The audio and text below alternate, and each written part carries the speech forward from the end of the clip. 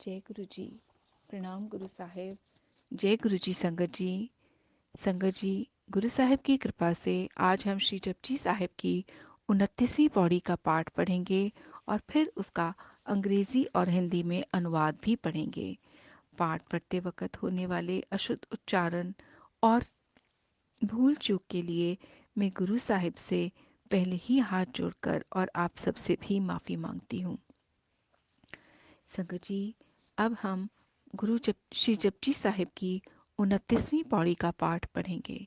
एक ओंकार। धन श्री गुरु नानक देव जी। सतनाम श्री वाहिगुरु। श्री जपजी साहिब की 29वीं पौड़ी। जय गुरु जी। भगत ज्ञान दया भंडारण कटकट वाजे नाथ।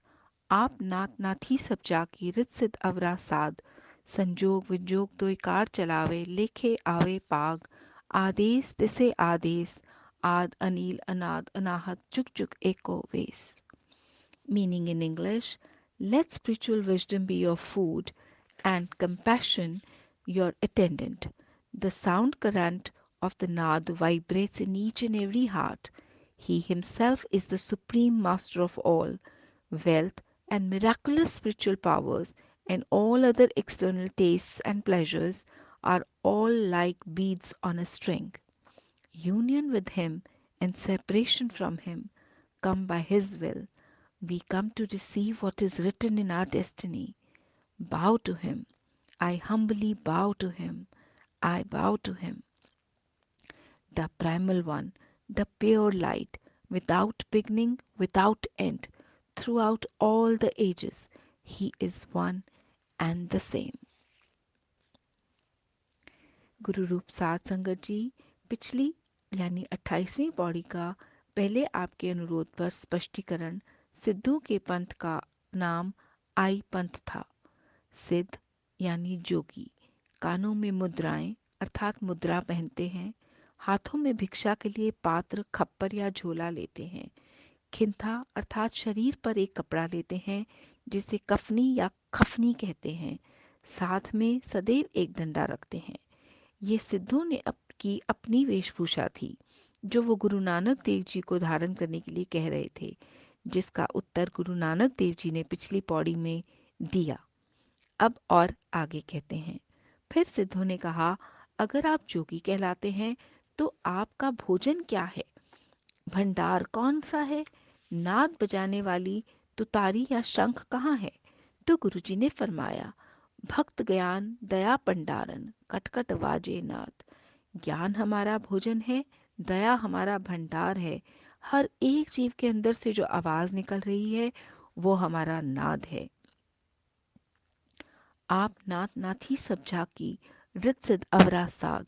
परमात्मा हमारा नाथ है जिसने सारी सृष्टि की नकेल अपने हाथ में थामी हुई है।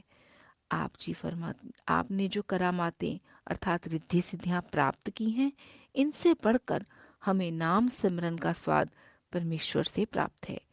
संजोग विंजोग दो कार चलावे लेखे आवे पाग। संजोग मिलना, विजोग बिछड़ना। मिलना बिछड़ना ये दोनों परमात्मा ही चलाते हैं। प्रभु ने भाग्य के अनुसार सबके मस्तिष्क पर जो लिखा है हमें स्वीकार है। आप भी ये तरीका स्वीकार करो। आदेश तिसे आदेश आद अनील अनाद अनाहत जुग जुग एको वेस।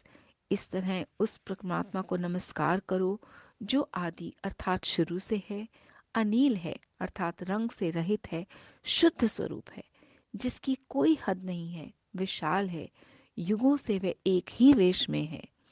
साध संगत जी, एक प्रसंग प्रचलित है कि एक राजा ने एक समारोह में हर एक को मनपसंद वस्तु चुनकर ले जाने के लिए कहा, परंतु एक बालक ने राजा को ही चुन लिया। जब राजा ही उसका हो गया तो हर वस्तु उसी की हो गई। ठीक उसी तरह परमात्मा की प्रसन्नता के लिए रिद्धि सिद्धियां अपने आप आ जाती हैं। ये गुरु नानक जी का मत है, परंतु रिद्धि सिद्धियां प्राप्त करने से परमात्मा की प्रसन्नता नहीं मिलती और प्रभु को दिखावा नहीं, दिल से विश्वास से किया हुआ सुमिरन अच्छा लगता है तथा परमात्मा को किसी भी नाम से याद करो, सहायता मिलती है। ये साखी आपने भी सुनी होगी। एक भोला भाला व्यक्ति किसी महात्मा के पास गया मुझे अपना शिष्य बनाइए, उपदेश दीजिए जिसको मैं कमाकर परमात्मा की प्राप्ति करूं। उस महात्मा ने उसका हुलिया देखकर कहा, परे परे, मतलब दूर हट जाओ। उस भोले भाले व्यक्ति ने समझा, गुरु ने यह मुझे मंत्र दिया है, उपदेश दिया है, मैं इससे कमाकर परमात्मा की प्राप्ति करूंगा। और परे परे का सिमरन श्रद्धा से, विश्वास से करता रहा।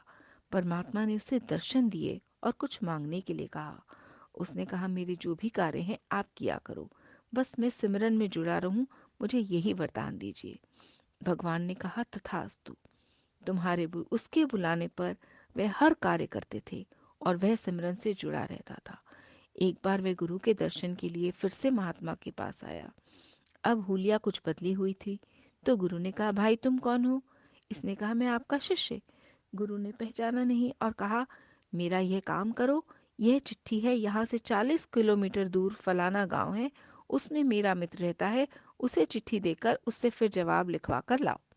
हाँ जी, कहा और वह चिट्ठी ले आया। थोड़ी देर के बाद वापस आ गया। गुरुजी से कहा, ये लीजिए। गुरुजी ने कहा, भाई आप गए नहीं क्या? हाँ जी गया था, उत्तर लेकर आया हूँ। चिट्ठी खोलकर देखा, बराबर उसमें उत्तर लिखा था। लेकिन गुरु आश्चर्य में पड़ गए कि अभी गया और अभी आया, जबकि आने जाने में कम से कम 8 घंटे लगते हैं। गुरुजी के पूछने पर उसने कहा, मैं नहीं गया था, परे परे गया था। और वह जवाब लेकर आया। महात्मा ने कहा, ये परे परे कौन है? आप ही का दिया हुआ मंत्र है और इसको जप करके मैं परे परे से हर काम करवाता हूँ। गुरु ने कहा, मुझे भी दिखाओ। जरूर दिखाएंगे। और परे परे को बुलाने पर भगवान हाजिर हुए, लेकिन गुरु को दिखाई नहीं दे रहे थे। गुरुजी ने कहा, कहाँ है परे परे? मुझे तो दिखाई नहीं दे रहे। व्यक्ति ने कहा, हे भगवान, जिस गुरु के द्वारा मैंने आपको पाया है उसे भी दर्शन दीजिए। ये कृपा मुझ पर करो, उन पर भी करो। तो भोले भाले व्यक्ति के कारण गुरु को भी दर्शन हुए। विश्वास की जीत होती है। विश्वास करने वाले इस संसार से जीत जाते हैं। प्रभु परमात्मा को कोई भी नाम से श्रद्धा से, विश्वास से पुकारें, उन्हें वो नाम स्वीकार है। हमें भी इधर उधर से ध्यान हटाकर गुरु द्वारा दिया हुआ गुरु मंत्र का ही सिमरन करके लोक सुखी और परलोक को सुहेला बनाना चाहिए। जय गुरु जी। शुक्राना गुरु साहिब। भूल चूक के लिए माफी मांगती हूँ गुरु महाराज। अब हमने 29वीं पौड़ी का पाठ पूर्ण किया है। कल गुरु साहिब की हाजिरी में हम 30वीं पौड़ी का पाठ पढ़ेंगे। जय गुरु जी। शुक्राना।